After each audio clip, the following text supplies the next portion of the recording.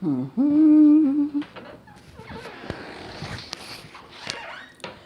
is your girl Ray Ray, uploading another video on YouTube.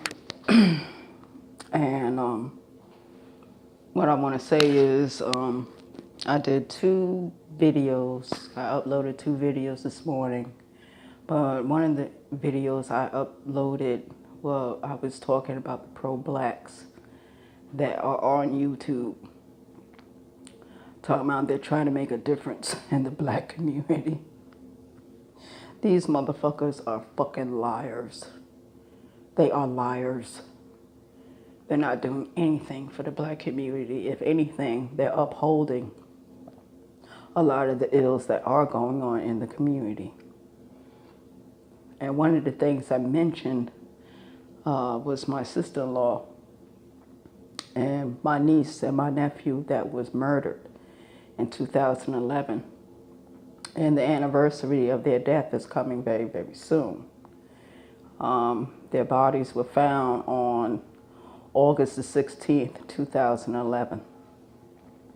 And they were all murdered by a creep, by an asshole, by a motherfucker who decided that he was going to kill them.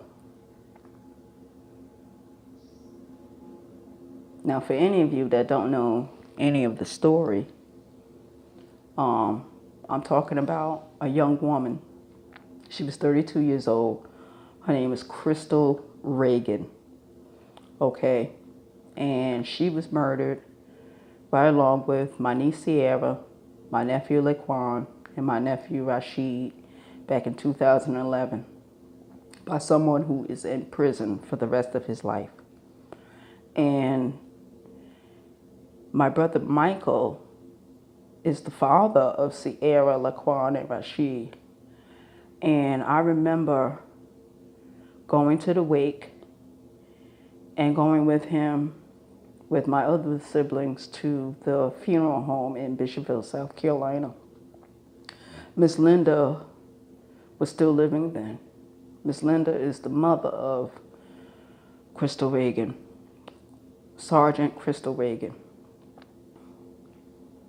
And I don't remember any of the pro-blacks coming out. I don't remember any of them getting in touch with my brother Michael and trying to give him any kind of moral support. And I don't remember any of the pro-blacks donating any money to the families. I don't remember them doing anything.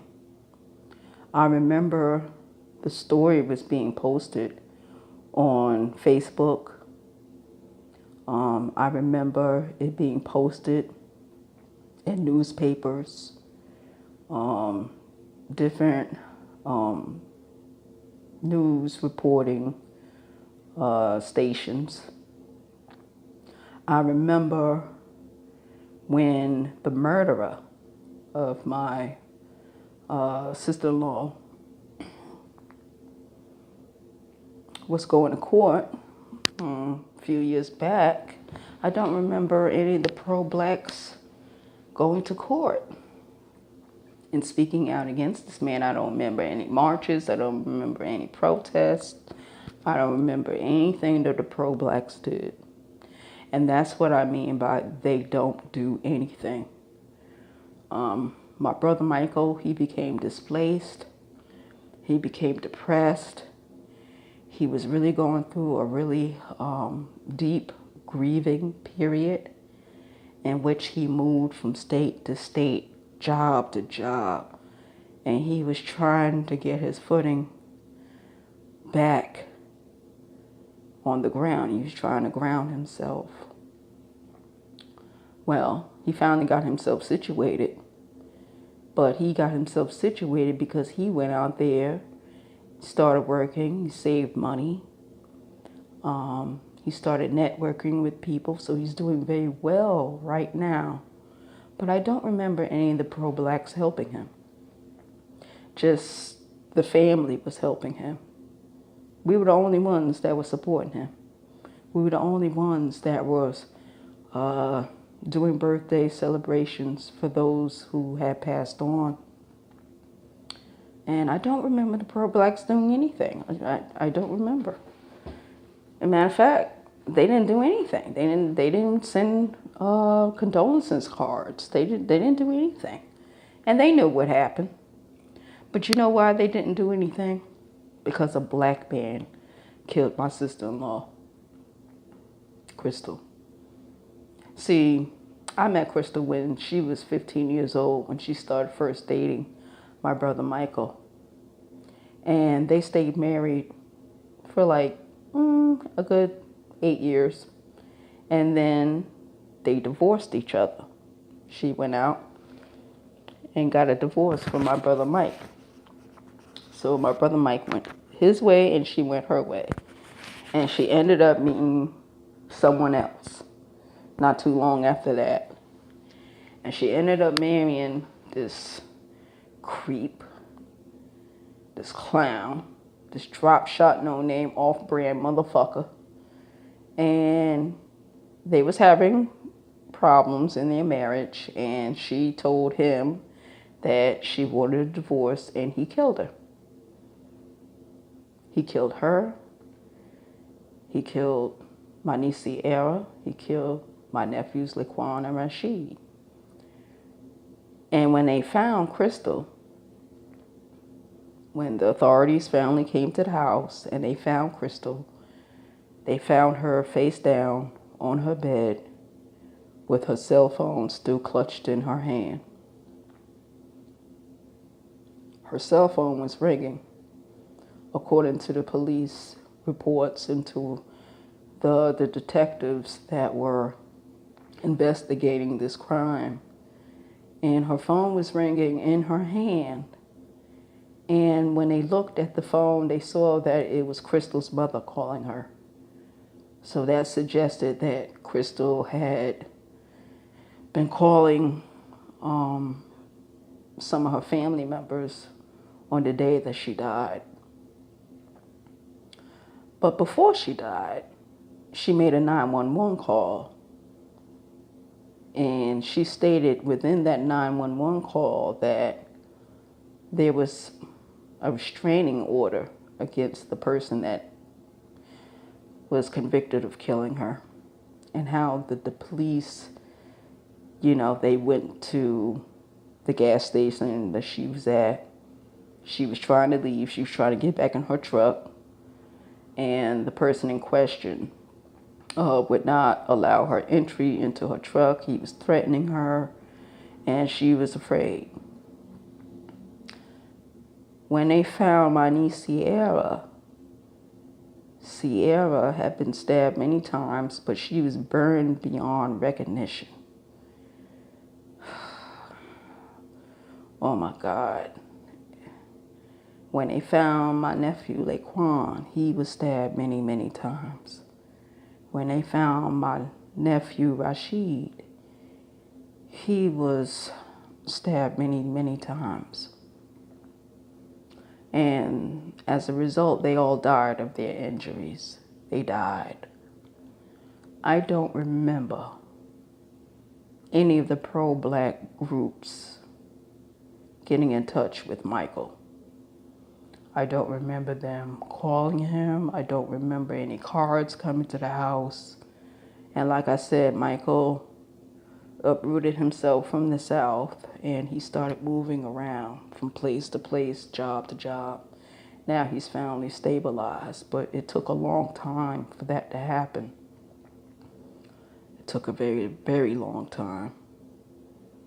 So that is just one example as to why I don't like pro-blacks or the pro-black movement that is in place today, or the leaders who are over these pro-black movements. Sister Shakur, she needs your help, pro-blacks. Why aren't you helping her? The grandson of Malcolm X, Malcolm Shabazz, was killed a few years ago. And The pro-blacks did absolutely nothing. Only thing they did was posted videos on YouTube and Facebook and all this other bullshit. They're not about anything. You know, they want to wear dreads. They want to wear afros. They want to wear kufis. They want to wear dashikis. But they don't want to do any of the work that Marcus Garvey was doing. They don't want to do any of the work that Elijah Muhammad was doing. They don't want to do any of the work Noble Drew Ali was doing. They don't want to do any of the work that Malcolm X was doing before he died. So I'm really wondering about this new pro-black movement that's supposed to be in place in this country. And it just seems like it's a bunch of niggas not doing anything. I'm telling you, y'all, we are in the world of trouble. If these are our new black leaders, I'm telling you, we are in trouble. People complained about Jesse Jackson. People complained about Al Sharpton. People complained about Louis Farrakhan. People complained about Dr. Muhammad. People complained about Sister Ali, but they should be complaining about the drug dealers. Yeah, you should be complaining about the rapists. You should be complaining about the murderers. You should be complaining about living in dilapidated neighborhoods and housing projects. You should be complaining about the gang violence. Those are the things you should be complaining about. And not only complaining about it, but trying to do something about it. You're doing absolutely nothing. Tommy Sotomayor, he talks about the BT 1000. And basically, those are black women who are angry and who are violent. I'm telling you, because I was one of them when I was younger. And I still have those tendencies today to be violent and to commit crimes. And I didn't know that those deep-seated roots of anger was still there until 2016. I knew it existed, but I really wasn't addressing it. And Tommy Sotomayor, all he's doing is reminding me. He's reminding me. It's so much, you guys, and it's depressing how we fight against each other, but we're not willing to fight against the real enemy. We did it 6,000 years ago when we marched them across every desert in Africa. We marched them from Africa, from all of Asia, from the Middle East. We banished them into the Caucasus Mountains. But then you had some people said that it wasn't right. So a prophet went and got them from out of the Caucasus Mountains and brought them all over the world. And we only have ourselves to blame. Because what is a savage? A savage is someone who has no knowledge of civilization, no knowledge of self. So they're trying to put a color on it. But from what I know, the devil is in any form, any shape, in any color. Not saying that certain elements are not in place or they don't exist, because they do. Because I can look at my family tree and see that. But that's the 914 for today.